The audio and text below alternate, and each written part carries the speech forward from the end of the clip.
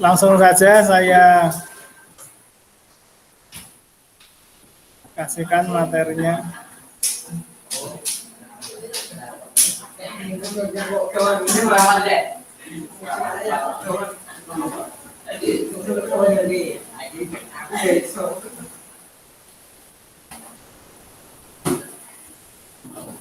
Nah, sebelum kita mulai ke materi, di sini Pak Arif pengen kita kontrak nilai dulu, kita kontrak pembelajaran dulu ya. Ya nanti silakan diperhatikan ya, yang di sini dan yang di rumah. Nah di sini Pak Arif membuat kontrak nilai kalian. Ya. Yang pertama adalah absensi, kemudian yang kedua ulangan harian, ketiga tugas harian, ada PTS dan PAS. Yang jumlahnya ini nanti akan di rapot kalian, jumlahnya nilainya adalah 100%. Ya. Jadi bobot dari nilai masing-masing penilaian ini adalah ada yang 20%, 15, dan 20 dan 30. Ya. Jadi absensi kalian nanti juga menentukan kenapa di sini Pak Arif absensi saya kasih bobot yang agak banyak karena Pak Arif tidak menilai dari seberapa pintar kalian, seberapa pandai kalian. Itu sebenarnya ya itu menentukan juga, cuman itu bukan faktor yang paling utama. Ya, yang lain perhatikan. Ya, jadi yang Pak Arif utamakan di sini adalah kedisiplinan, kemudian aktif ya, dalam mengikuti pembelajaran itu yang paling Pak Arif utamakan ya. Jadi nanti absensi kalian itu sangat berpengaruh sekali. Di sini Pak Arif kasih bobot 20%. Ya. Kemudian ulangan harian. Ulangan harian itu adalah ketika Pak Arif memberikan ulangan ya di apel Pak Arif. Di sini Pak Arif kasih bobot nilai 15%. Kemudian tugas harian itu adalah tugas-tugas yang diberikan PR atau tugas yang diberikan itu ya. Kemudian PTS tahu toh? UTS atau ulangan penilaian tengah semester PTS ya. Mid semester kalau dulu. Kemudian PAS ya. PAS ini juga yang paling berpengaruh karena PAS ini adalah ulangan akhir semester ya. Jadi semuanya harus mengikuti. Dengan jumlah ini nanti di rapat kalian adalah ini informasinya. Oke, sampai di sini ada yang ditanyakan atau mungkin ada yang mau direvisi, diusulkan atau apa? Ada? Setuju semua ya? Oke, setuju semua. Kalau setuju kita lanjut. Ya. Simulasi dan komunikasi digital. Yang pertama ada kompetensi dasar yang harus kita pelajari ya, yang akan kita pelajari. Yang pertama adalah menerapkan logika dan algoritma komputer ya. Kalian jurusan TKJ ini penting sekali. Ya, komputer, logika dan algoritma itu sangat penting sekali untuk kalian. Karena komputer itu ya, kita membuat program-program komputer itu kita harus bisa menerapkan logika kita, membuat algoritma gitu ya. Nah, logika itu apa, kemudian algoritma itu apa, nanti kita bahas. Oke. Lanjut aja. Ya, pengertian logika. Logika ini sebenarnya dari bahasa Yunani kuno ya. Yang berasal dari kata logos. Logos itu artinya adalah hasil pertimbangan akal pikiran yang diutarakan lewat kata, ya, dinyatakan dalam bahasa. Itu hasil pemikiran atau akal pikiran, akal sehat kita. Itu adalah logika. Ya. Kalau kita tidak punya akal sehat, berarti kita akan sulit untuk berpikir logika, ya, akan berpikir secara logika itu akan sulit ya. Maka kita pentingnya belajar logika itu adalah seperti itu. Jadi logika ini adalah salah satu ilmu yang mempelajari tentang kecakapan berpikir secara lurus, secara tepat dan teratur. Ya, ilmu di sini mengacu pada kemampuan rasional. Rasional itu yang real, nyata, yang secara apa adanya gitu ya. Bukan secara bermimpi atau bukan secara halusinasi gitu ya. Itu adalah logika. Ya, kenapa kok kita perlu mempelajari logika? Kenapa kok perlu apa, fungsinya apa, gunanya apa kita mempelajari logika? Gunanya adalah yang pertama ya, yaitu untuk membantu setiap orang yang mempelajari logika untuk berpikir secara rasional, berpikir secara kritis. Mas Bagas, kakinya turunkan. Oke, jadi supaya kita itu bisa berpikir secara kritis, rasional, ya, lurus, tepat, dan secara metodis. Metodis itu sesuai dengan metode-metode, ya, tidak secara asal-asalan. Ya. Itu kegunaan atau guna kita mempelajari logika. Logika itu sangat penting sekali, apalagi kita mempelajari komputer itu harus secara logika. Nah, kemudian kegunaannya lagi adalah yang kedua adalah meningkatkan kemampuan berpikir secara abstrak, cermat dan objektif. Objektif di sini adalah sesuai dengan apa yang ada, bukan secara subjektif. Bedanya objektif dengan subjektif apa? Yang tahu? Bedanya objektif dengan subjektif. Kalau kita berpikir secara objektif, objektif itu secara apa yang ada. Ya. Contohnya gini, saya ada dua orang ya, si A dan si B contohnya ya.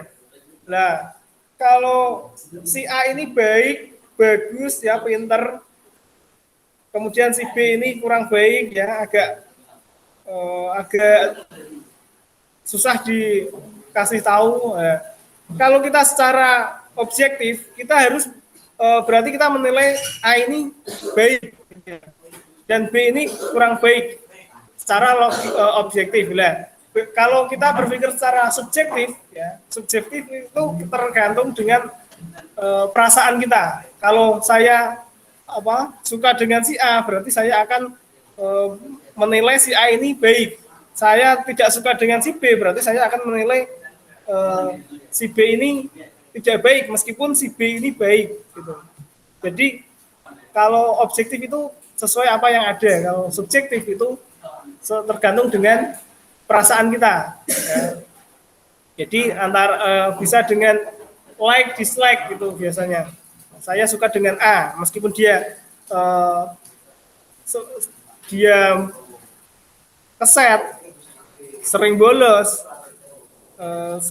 sering telat atau tidak pernah ikut pembelajaran, tapi saya suka dengan dia, maka saya tetap memberikan nilai baik ya, kalau saya berpikir secara subjektif ya. Nah, saya tidak suka dengan si B contohnya, tapi meskipun dia sregep, pinter ya, rajin, kok saya tidak suka, berarti nanti saya akan memberikan nilai yang jelek kepada si B kalau kita berpikir subjektif gitu ya.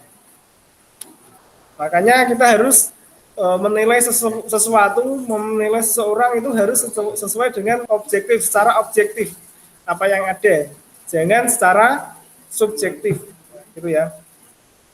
Nah, kegunaannya lagi dari mempelajari logika ini adalah untuk menambah kecerdasan ya, untuk mempertajam cara berpikir kita, ya, berpikir kita secara tajam dan mandiri.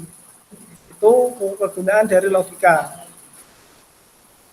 Nah, kegunaannya lagi adalah untuk meningkatkan cinta akan keberanian untuk menghindari kekeliruan atau kesesatan atau kekeliruan itu berarti kita berpikirnya tidak secara rasional, ya. Entah sesuai dengan apa opini atau sesuai dengan apa ya, di kalau di kehidupan itu ada mitos, ya. Jadi kita tidak belajar mitos. Kalau di logika itu tidak ada mitos. Itu yang ada hanya yang pasti, ya, sesuai dengan fakta. Mitos itu kepercayaan yang belum tentu benar, ya.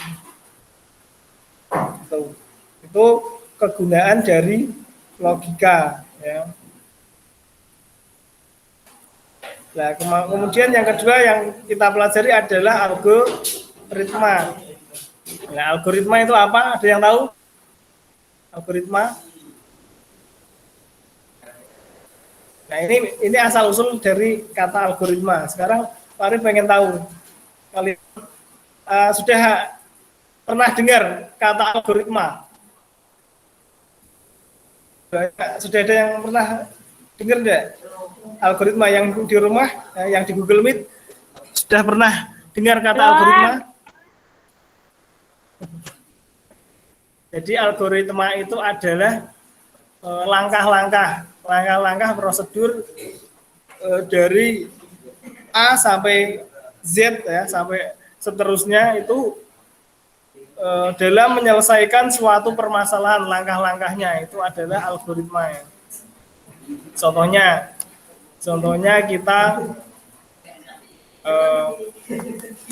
kita berangkat ke sekolah, langkah-langkahnya mulai kita dari bangun tidur, kemudian kita mandi, kemudian sarapan, berangkat. Nah, itu adalah algoritmanya, langkah-langkahnya. Nah, sekarang kita mulai dari asal usul algoritma. Asal usulnya itu dari mana, ya, kok bisa ada kata algoritma. Ya, jadi sebenarnya kata algoritma itu dari ilmuwan Arab, ya, ilmuwan Muslim, ya, bukan dari orang Eropa atau orang Amerika. Sebenarnya ini dari ilmuwan Arab, ya, yaitu dari nama Abu Ja'far Muhammad Ibnu Musa al-Khwarizmi. Ya. Jadi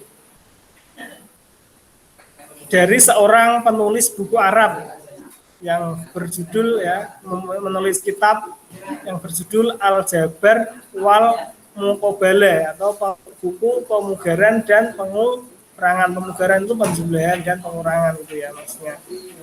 Nah, kemudian kata Al-Khwarizmi dari namanya ini, ya, Al-Khwarizmi yang akhirnya ini, ya, Al-Khwarizmi. Nah, dari orang-orang Eropa, orang-orang Barat itu menyebutnya tidak bisa memanggil namanya Al-Khwarizmi gitu, tidak bisa.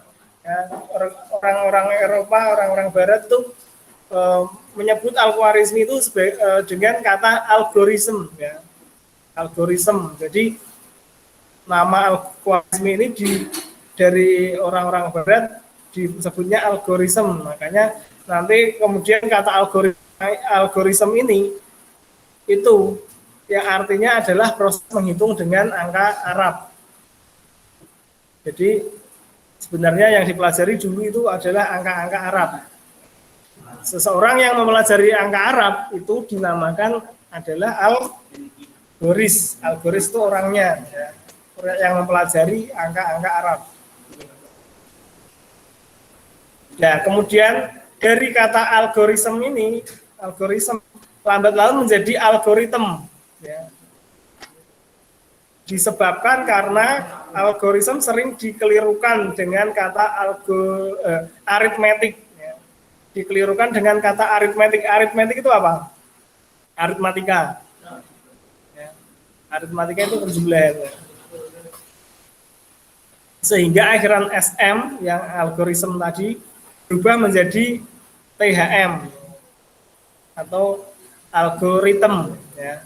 Nah, kemudian oleh orang-orang Indonesia, karena Indonesia itu kan bahasanya adalah bahasa serapan, ya. Kemudian diserap ke dalam bahasa Indonesia menjadi algoritma, ya. Jadi asal usul dari kata algoritma itu dari Arab, dipanggil orang Barat menjadi algoritma, kemudian karena dikelirukan menjadi algoritma, kemudian diserap ke bahasa Indonesia menjadi algoritma, gitu ya. Kemudian lanjut bentuk dasar dari algoritma. Bentuk dasarnya apa saja? Yang pertama adalah bentuk dasar algoritma itu ada 3 ya. Yang pertama ada algoritma sekuensial atau sequence algorithm.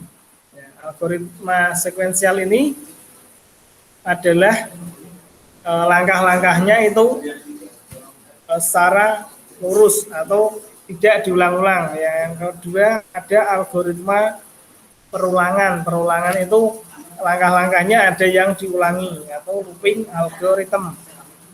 Kemudian yang ketiga ada algoritma gabungan atau bersyarat atau kondisional algorithm. Itu langkahnya harus diselesaikan dulu baru bisa lanjut ke langkah berikutnya. Nah, untuk lebih jelasnya kita lanjut ya.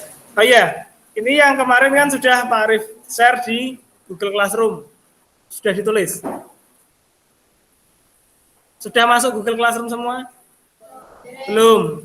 Kalau belum, nanti masuk dulu ya. Kodenya sudah Pak Arif bagikan ya? Satu. Oke, kalau lupa ini akan ditulis dulu.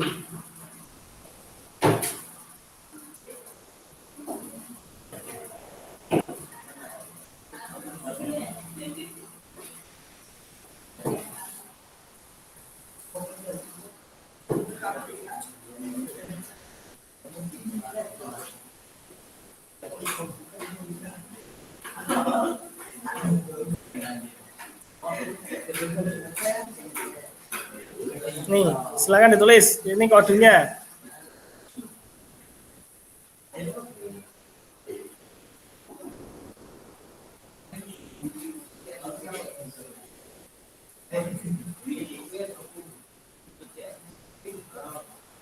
Yang di rumah, Mbak Nisa sudah masuk di Google Classroom? Halo Mbak Nisa? Sudah masuk di Google Classroom?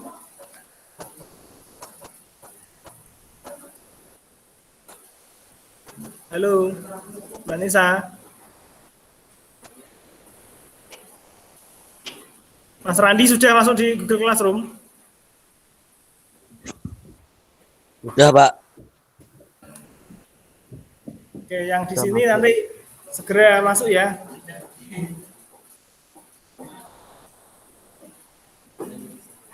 Ini materi sudah Pak Arif share di Google Classroom. Nanti kalian tinggal nyatet di buku tulis ya.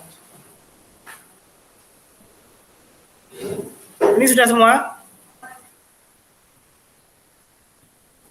Yang sudah masuk ada 11 yang di kelas 10 TKJ. Yang pertama ada Abdul Hakim, Ahmad Syafiq Muzaki, Aryo Rekso, Aris Official siapa? Aris Kabibi. YouTuber.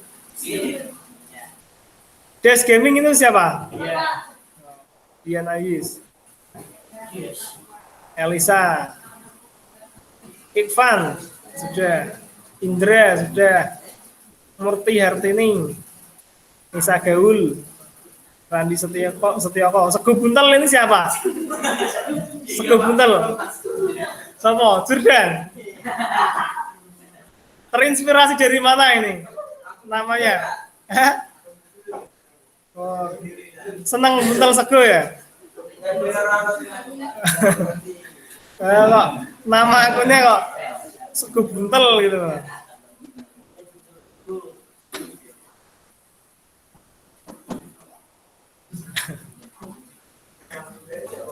Sering buntel sego.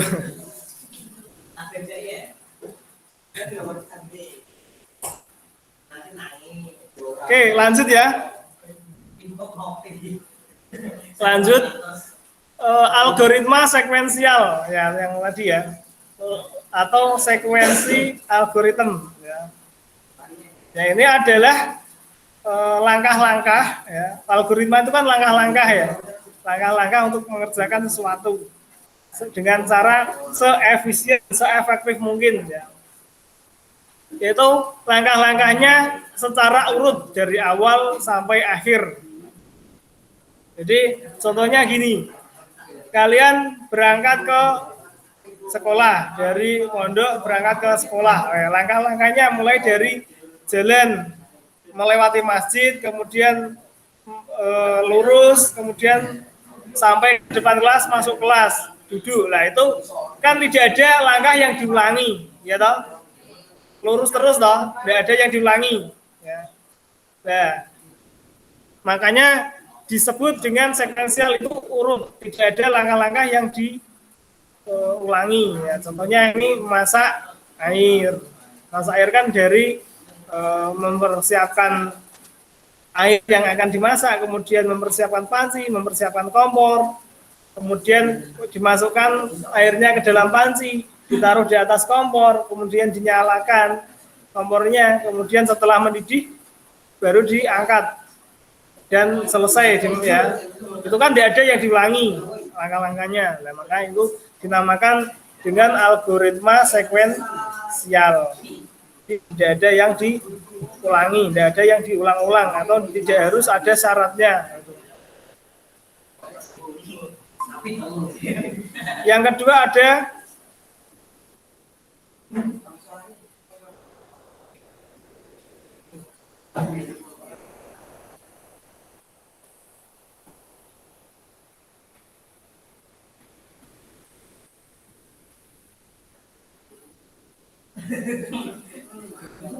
nah, sekarang ada algoritma perulangan. Ya beda. Bedanya kalau yang tadi adalah langkah-langkahnya tidak ada yang diulangi, lurus-lurus saja ya, hanya datar saja, cara-cara numpak motor itu jalan halus ya. Hanya lurus-lurus saja, orang jeglongan, orang tidak ada persimpangan ya, itu. Nah, sekarang ada algoritma perulangan atau looping algorithm. Looping algorithm atau algoritma perulangan ini adalah ada beberapa langkah yang harus diulangi atau diulang-ulang untuk menyelesaikan langkah itu, untuk masuk ke langkah selanjutnya. Itu ada langkah-langkahnya yang diulangi. Contohnya ini. Contohnya adalah algoritma menjemur pakaian. Nah, algoritma menjemur pakaian, siapkan jemuran yang mau digunakan untuk menjemur toh. Kemudian ambil satu pakaian yang nantinya akan dijemur. Kan ambilnya satu-satu, tidak mungkin langsung satu keranjang dijemur sekali, kan tidak mungkin toh, ya toh. Nah, kemudian peras pakaian tersebut terlebih dahulu, diperas. Kemudian setelah diperas, letakkan pakaian tersebut pada tiang jemuran. Itu kan baru satu pakaian. Nah, kalau pakaiannya satu keranjang kan harus diulangi lagi langkah-langkahnya. Langkah dari 2 sampai 4 ini, 2, 3, 4 ini harus diulangi sampai pakaian yang ada di keranjang ini harus habis ya. Setelah habis baru selesai ya. Algoritmanya baru bisa selesai setelah pakaian yang ada di keranjang ini habis gitu ya. Kalau tidak terselesaikan pakaian yang ada di keranjang ini kok tidak bisa terjemur semua, berarti algoritmanya itu ada yang keliru ya, berarti ada yang error atau tidak bisa terselesaikan. Makanya di program komputer pun juga sama seperti itu. Jadi kita pengen membuat program di komputer, di laptop ya. Itu juga harus sesuai dengan alurnya ya.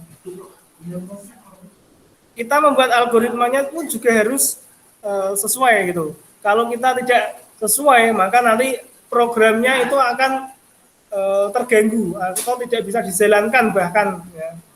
Atau dapat terselesaikan, tidak sesuai dengan apa yang kita inginkan. Contohnya gini, kalau yang di matematika ya, kita membuat program menghitung luas persegi contohnya, atau persegi panjang. Itu kita bisa membuatkan program, kita tinggal masukkan angkanya, nanti akan keluar nilainya. Kalau kita nulis menyelesaikan secara manual kan kita harus menghitung ya satu persatu ya, panjangnya berapa, lebarnya berapa, kemudian masukkan rumusnya panjang kali lebar berarti contohnya 2 kali 3, kemudian kita isi 6 itu. Nah, kalau kita pakai program ya, program komputer, kita membuatkan programnya, mau diisi berapapun ya, mau kita masukkan nilai 100, 1000 ya, itu kita tinggal masukkan, nanti akan otomatis terisi jawabannya gitu. Yang penting kita memasukkan programnya itu, algoritmanya itu, yang penting kita benar gitu loh. Kalau algoritmanya kok salah, maka program yang kita buat pun juga nanti tidak akan sesuai dengan apa yang kita inginkan gitu. Ya. Itu ya. Itu kalau looping algoritma atau algoritma perulangan itu tadi gini. Bedanya kalau tadi hanya lurusan, yang perulangan ini ada beberapa yang harus diulang-ulang gitu. Ya. Kita lanjut ke algoritma yang terakhir. Dasarnya adalah algoritma gabungan atau bersyarat. Algoritma bersyarat ini harus ada syarat yang harus terpenuhi baru bisa masuk ke langkah selanjutnya. Conditional algorithm atau algoritma bersyarat merupakan algoritma yang menjalankan langkah berikutnya apabila terdapat syarat yang sudah dapat dipenuhi ya. Berarti syaratnya harus terpenuhi dulu baru bisa lanjut ke langkah selanjutnya gitu. Kemudian contoh dari algoritma bersyarat atau kondisional algoritma ya. Ini di sini contohnya adalah algoritma memasak air. Ya, memasak air itu kan harus sampai matang ya. Gitu. Nah, algoritmanya di sini adalah yang pertama adalah kita harus menyiapkan panci. Ya, siapkan panci, kemudian siapkan air, masukkan air ke dalam panci, kemudian ditutup pancinya, baru diletakkan di atas kompor gitu ya. Kemudian dinyalakan kompornya. Nah, agar bisa masuk ke langkah yang ketujuh ya. Langkah ketujuh ini adalah angkat panci tersebut dari kompor. Itu syaratnya harus matang dulu ya. Airnya harus matang dulu baru bisa diangkat dari atas kompor ya. Pancinya baru bisa diangkat. Nah, syaratnya itu adalah di nomor 6 ini. Apabila air sudah mendidih, lalu matikan kompor. Nah, kalau kita contohnya gini, ini airnya masih dalam keadaan tertutup. Atau kita contoh yang lain ya. Contoh yang lain kita memasak sayur. Ya. Masak sayur, kita menyiapkan bahan-bahannya dan bumbunya, kita masukkan ya. Masukkan, kemudian kita panaskan atau kita masak di atas kompor. Kemudian bagaimana supaya masakan atau sayur itu terselesaikan? Nah, syaratnya berarti kan harus matang dulu. Nah, syaratnya harus matang. Kalau belum matang berarti dimasak lagi. Berarti syaratnya yang harus dipenuhi itu adalah kondisional algoritmanya atau bersyaratnya. Ya. Kondisional algoritma ini adalah syarat yang harus dipenuhinya tadi. Berarti kalau ini harus sudah mendidih dulu, atau kalau masak sayur berarti harus matang dulu, atau mungkin dicicipi apakah sudah pas rasanya ya. Kalau sudah berarti diangkat, kalau belum berarti tambahkan apa yang kurang, misalnya kurang asin berarti masuk ke langkah yang atasnya ya, langkah atasnya kurang asin berarti tambahkan garam gitu. Contohnya kalau sebenarnya ada nanti di bawahnya itu ada diagramnya gitu. Sampai sini ada yang ditanyakan tentang algoritma dulu. Algoritma. Mulai dari algoritma sekuensial, kemudian algoritma apa? Algoritma looping atau perulangan, ya. Dan yang ketiga ada algoritma bersyarat atau conditional algoritma. Kira-kira ada yang ditanyakan sampai sini?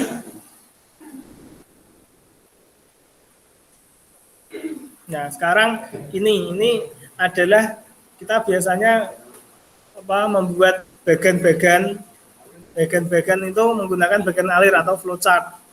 Nah, flowchart sudah ada yang pernah dengar kata-kata flowchart. Nah, flowchart ini adalah bagan alir. Gunanya apa? Gunanya sama, itu adalah untuk algoritma.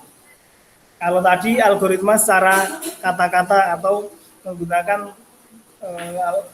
bahasa sehari-hari atau bahasa natural ya, algoritma. Yang kedua kita bisa menggunakan algoritma menggunakan flowchart. Flowchart ini adalah bagan alir. Contohnya seperti apa? Bentuknya ini adalah simbol-simbolnya. Ya, simbol-simbol dari algoritma flowchart. Ada flow direction symbol, ini adalah arah-arahnya atau alurnya. Nah, kemudian ada terminator, ada konektor simbol, ada konektor simbol yang ini untuk masih dalam satu halaman, yang ini sudah beda halaman. Kemudian ada simbol processing, ada simbol manual operation. Nah, ini adalah simbol-simbol yang digunakan dalam flowchart. Flowchart adalah bagan alir tadi. Contohnya ini. Nah, ini contoh dari flowchart. Kita algoritma untuk berangkat sekolah ya. Kita membuat algoritma dari berangkat sekolah. Bagan alirnya seperti ini atau flowchartnya seperti ini. Mulai dari start. Ya, semua harus dimulai. Jadi semua program di komputer itu harus ada start atau mulai, kemudian juga harus ada selesai. Ya. Selesai untuk menyelesaikan program itu. Kalau tidak ada tidak diselesaikan, maka program itu akan terus berjalan, tidak akan bisa berhenti. Gitu. Nah, ini mulai dari start, kemudian menyiapkan peralatan mandi. Ya. Sebelum berangkat sekolah kan harus mandi. Ya. Sudah mandi, ya. Kalau sudah mandi berarti langsung sholat subuh ya. Apakah mandi? Ya, kalau iya berarti mandi ya. Kemudian kalau tidak ya, berarti ya langsung sholat subuh. Ya. Kemudian sholat subuh. Kalau mandi ini kan ini boleh ya, boleh tidak gitu ya. Nah, ini kemudian yang kedua adalah sholat subuh. Sholat subuh ini kalau iya berarti sudah sholat subuh. Kalau tidak berarti belum sholat subuh, harus sholat subuh dulu. Harusnya ini harus sholat subuh dulu ya. Kalau tidak berarti harus balik lagi, harus sholat subuh dulu. Kalau sudah berarti langsung sarapan. Kemudian setelah sarapan baru berangkat sekolah. Ini contoh dari program atau flowchart ya. Bagan alir. Nah, fungsi bagan alir ini fungsinya adalah untuk menunjukkan langkah-langkah algoritmanya tadi. Sebenarnya ini juga salah satu bentuk dari algoritma ya. Untuk memecahkan suatu atau menyelesaikan suatu permasalahan. Jadi algoritma itu berawal dari masalah-masalah yang dibuat, kemudian bagaimana cara untuk menyelesaikan masalah itu. Nah, itu namanya algoritma. Oke, sampai sini ada yang ditanyakan? Kalau tidak ada lanjut ya. Nah, fungsi bagan alir, fungsinya. Oke, sebelum saya lanjut, saya absen dulu. sistem komputer, simulasi digital, SIMDIK. Ini saya absen dulu, nanti kalau ada yang belum masuk nanti ngomong ya. Yang pertama Abdul Hakim, Ahmad Syafiq Muzaki,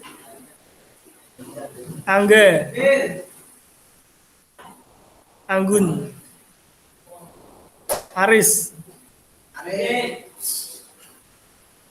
Beri, Arman, di Arman, oh ini kalau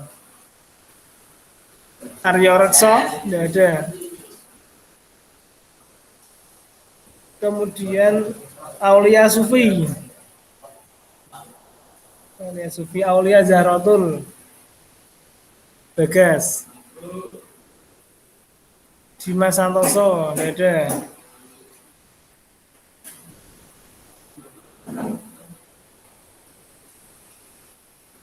Dian Ayis, Elisa Fitriana, Gilang belum pernah lihat ya. Ivan, oh ya, negeri. Indra, Kiramaya, Jordan. Enggak delok Jordan ki kaya mana? Ini potonganmu napa tidak dikoki garis-garis ngene napa maksudnya?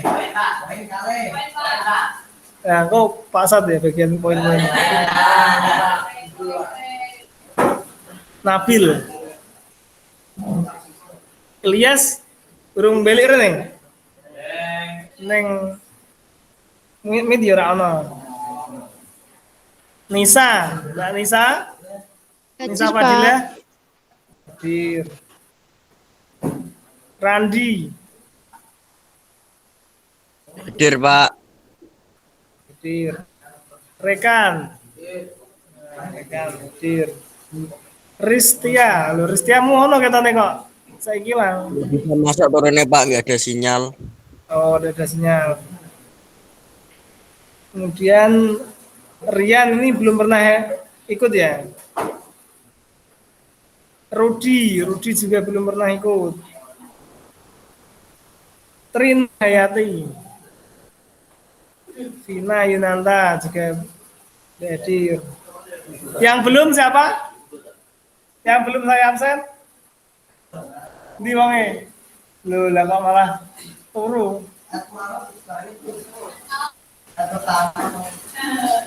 Ahmad Fanani. Fanani ini di TKC atau TKP? Nek absennya neng TKP.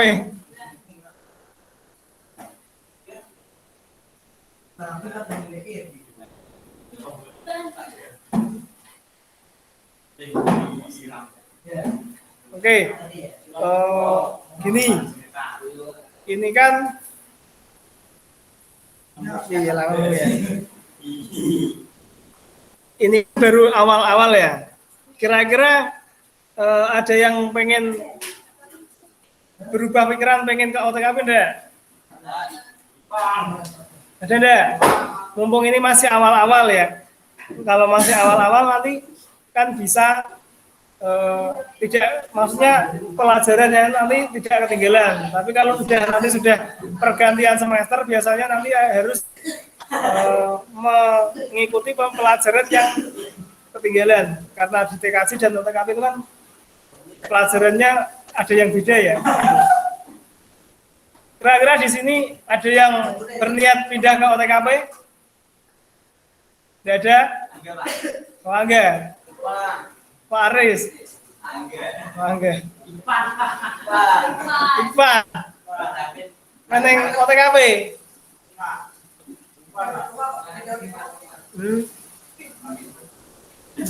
Jadi bedanya gini. Kalau di TKJ itu yang dipelajari seperti ini tadi, tentang komputer, membuat program komputer ya, kemudian sistem komputer yang ada di komputer itu, sistemnya yang digunakan itu apa gitu. Kemudian jaringan itu bagaimana kita membuat jaringan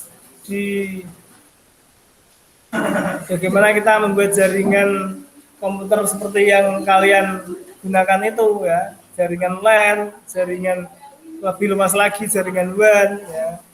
Itu bagaimana caranya. Kemudian nanti ada bagaimana infrastruktur jaringan ya. Kemudian pokoknya berhubungan dengan jaringan, bagaimana caranya servis komputer ya, itu yang terkait dengan TKJ. Yang OTKP itu nanti bagaimana kalian bisa bekerja di kantor.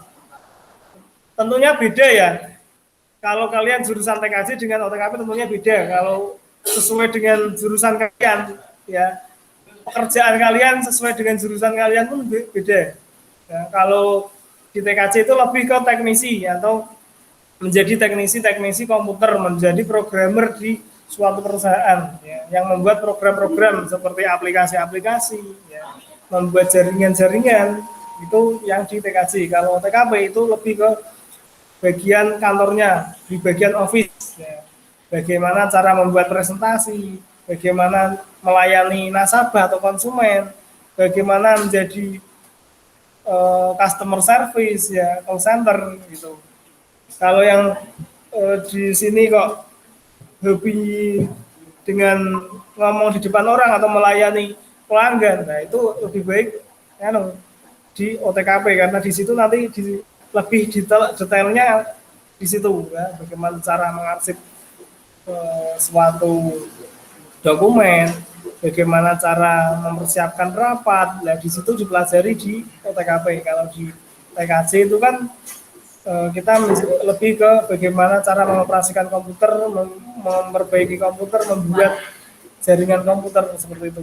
Ya, mungkin itu gambaran ya tentang bagaimana TKJ dan OTKP, perbedaannya seperti itu ya. Nanti kalau mumpung ini masih di awal-awal, kalau memang mau pindah berarti nanti ngomong sama gurunya ya.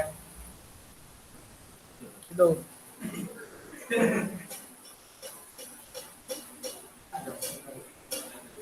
Oke, sampai di sini ada yang ditanyakan? Tidak ada? Kita sampai jam berapa? Nah. Sampai selesai, Pak. Ada yang ditanyakan yang di Google Meet? Tidak ada? Tidak ada. Tidak ada. Kalau tidak ada, berarti kita tutup ya, pertemuan pada siang hari ini dengan bacaan istighfar, hamdalah, dan doa kafaratul majelis. Astagfirullahaladzim, alhamdulillahirabbil alamin, subhanaka Allahumma wa bihamdika asyhadu an la ilaha illa anta astaghfiruka wa atubu ilaik. Jangan lupa materi yang Pak Arif share tadi dicatat ya, nanti dicatat di rumah sebagai bahan untuk belajar ya. Kemudian yang sudah masuk di Google Classroom yang kemarin Pak Arif share ya, yang sudah nyatet, yang sudah menulis, silakan absensi di Google Classroom. Oke? Kalau tidak ada yang ditanyakan lagi, Pak Arif tutup. Assalamualaikum warahmatullahi wabarakatuh. Waalaikumsalam warahmatullahi wabarakatuh. Oke, sampai ketemu di pembelajaran selanjutnya.